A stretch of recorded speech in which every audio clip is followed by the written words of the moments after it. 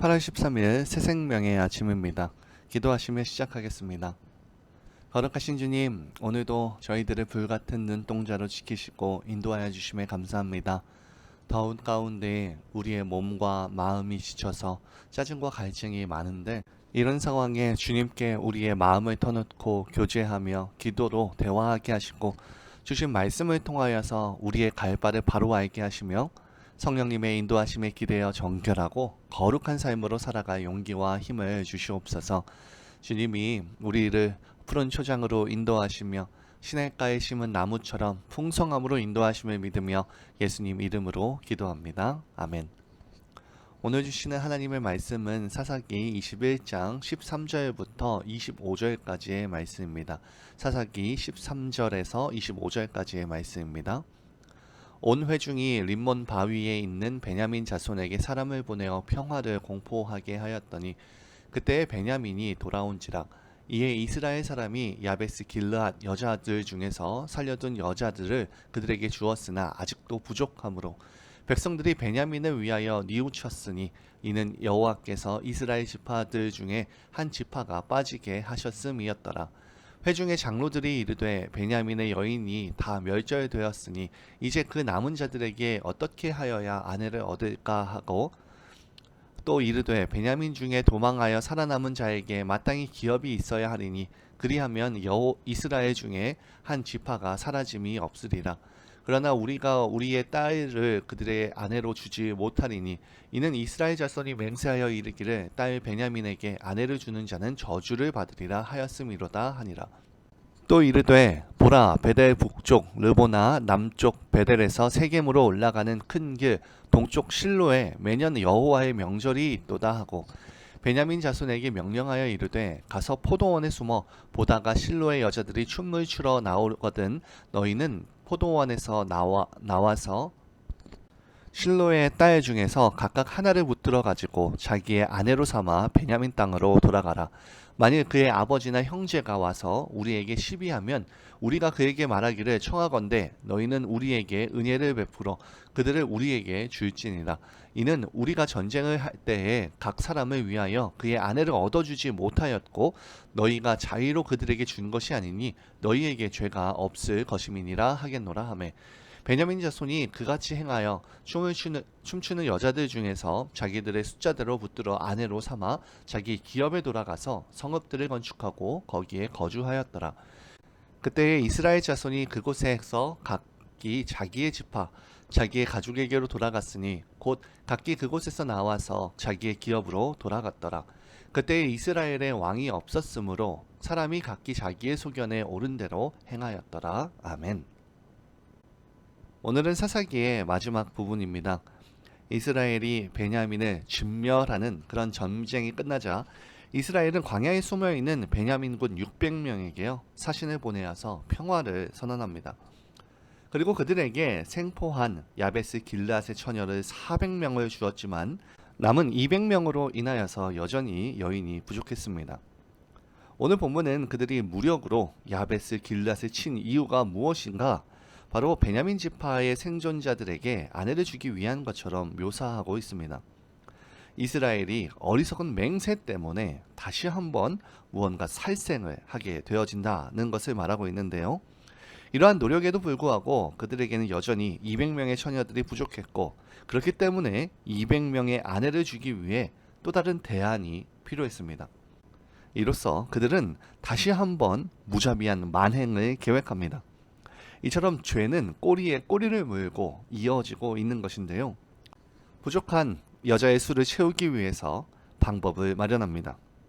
실로에 해마다 여호와의 축제가 열리는데 그때 베냐민 지파에게 숨어 있다가 실로의 처녀들이 춤을 추러 나오면 하나씩 납치해서 베냐민 땅으로 돌아가도록 하는 겁니다. 오늘 본문에 나오는 이 납치하다라는 것은 시편 10장 9절과 오늘 이곳에서만 2번 사용되어지는데 이건 매우 악한 일을 묘사하는 동사입니다. 성경은 이 사건에 대해서 어떻게 생각하고 있는지에 대해서 암시하고 있는 건데요. 실로는 에브라임에 속한 성읍이었습니다. 곧 이 성읍의 사람들도 이미 함께 맹세를 했기 때문에 베냐민 사람들에게 자신의 자식을 주어서는 안 되었습니다. 게다가 이들이 납치하고자 하는 여자들은 다름 아닌 여호와의 종교의 축제의 예배에 참여하는 그런 여성도들이었던 겁니다. 그런데 이스라엘은 알고 준 것이 아니라 납치당한 것이니까 괜찮다고 22절에 그러한 논리를 핍니다. 도저히 납득할 수 없는 일이 계획되고 있는데요. 이들이 마음의 찔림을 받고 베냐민 사람들에 대한 시각을 바꾼 것은 매우 칭찬할 만한 것이었지만 해결책으로 내놓은 것은 매우 심각한 윤리적인 문제를 안고 있는 겁니다. 악이 보편화되었다라고 말할 수도 있는데요. 온 이스라엘의 결정에 따라서요. 납치당한 600명의 여인은 아마 울고 있었을 겁니다. 사사기는 이처럼 눈물의 책인 것 같습니다. 이스라엘은 책이 시작할 때에 복임해서 울었고요.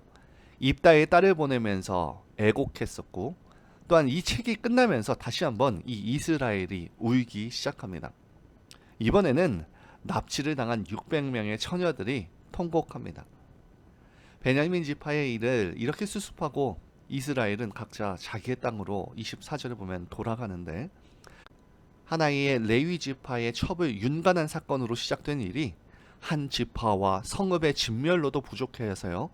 집단 납치로 끝나고 맙니다. 그것도 온 공동체가 공모해서요. 성스러운 여호와의 축제를 틈타서 이 모든 것들이 이루어지고 있습니다.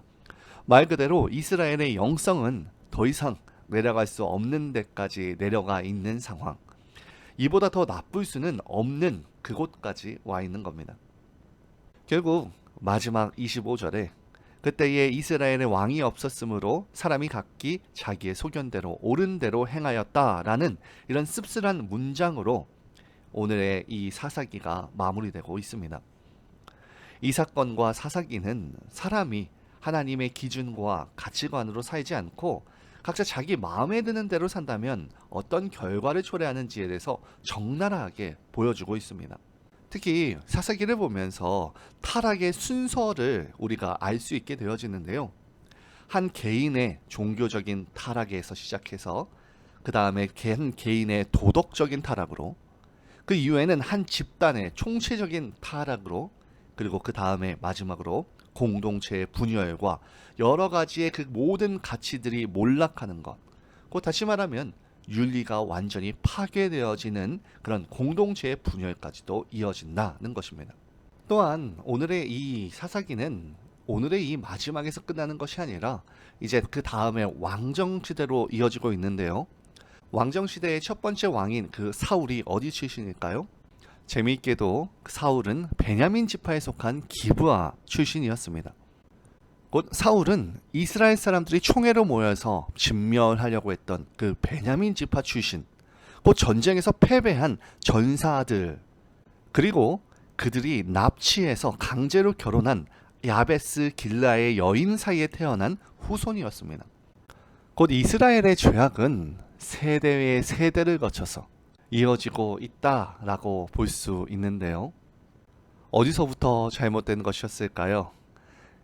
우리는 사사기의 마지막 25절을 주목하여 보아야 합니다. 그때에 이스라엘의 왕이 없으므로 사람이 각기 자기의 수견에 옳은 대로 행하였더라. 이 말씀은 사사시대의 이스라엘의 타락의 원인이 무엇인지에 대해서 밝혀주고 있습니다.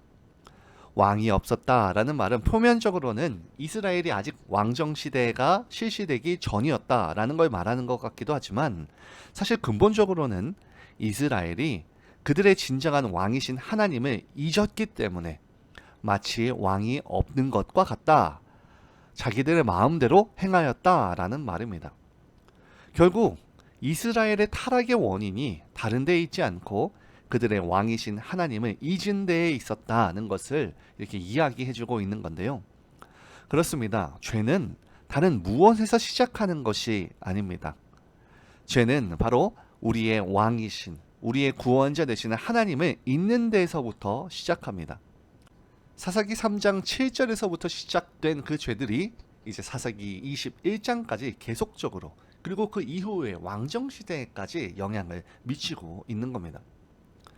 사실 하나님의 피조물로서 우리가 마땅히 경배해야 할 대상인 하나님을 잊는다는 것 그 자체가 큰 죄입니다. 사람들은 흔히 죄라고 하면 무슨 큰 사회적인 범죄를 저지르는 것으로 생각을 합니다. 그러나 성경에서 죄는 표적에서 하나님의 그 뜻 안에서 벗어나는 것을 말합니다. 그리고 모든 범죄 또한 사실은 하나님의 잊음으로 그분의 법을 두려워하지 않았기 때문에 저지르게 되는 것입니다. 만일 이 세상을 지으신 창조주로서 절대 주권자이신 하나님을 기억한다면 감히 죄를 범하지는 못할 겁니다. 그건 모든 죄는 하나님과의 관계가 바르지 못한 데서부터 출발한다는 깨달음을 우리가 얻을 수 있는 것인데요. 그러므로 사랑하는 우리 새생명의 가족 여러분, 오늘 우리는 어떠한 선택을 해야 하는 상황에 직면합니다. 중요한 결정을 해야 할 경우도 있고요. 때로는 불의한 줄 알면서도 현실적으로는 피하기 힘든 경우를 만나기도 합니다.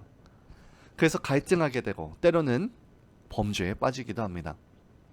우리가 언제든지 염두에 둬야 될 것은 무엇이냐면 모든 일을 하나님의 뜻에 맞추도록 해야 한다는 겁니다. 다수의 의견일지라도 때로는 하나님의 뜻에 반대된다면 단호히 거부하고 차라리 고통을 당하는 것이 유익합니다. 우리의 눈앞에 바로 있는 유익과 잠깐이면 지나갈 고통을 피하고자 죄를 짓는 것은 어리석은 일입니다. 우리는 그렇기 때문에 언제든지 결정을 내리기 전에 하나님의 뜻을 확인하는 습관을 가져야 하고요. 그렇게 함으로 마귀의 함정과 유혹에서 벗어나야 합니다. 오늘 이 하루 하나님을 기억하는 하루, 하나님과 교제하는 하루가 되어서 온전하게 우리를 인도하여 주시는 주님만을 찬양하며 주님의 복된 길로만 항상 나아가는 저와 여러분 되기를 진심으로 축원합니다. 이 시간 공동의 기도 제목으로 기도하기 원합니다. 하나님, 오늘 어떤 선택의 순간에도 주님의 뜻을 기억하게 하여 주옵소서.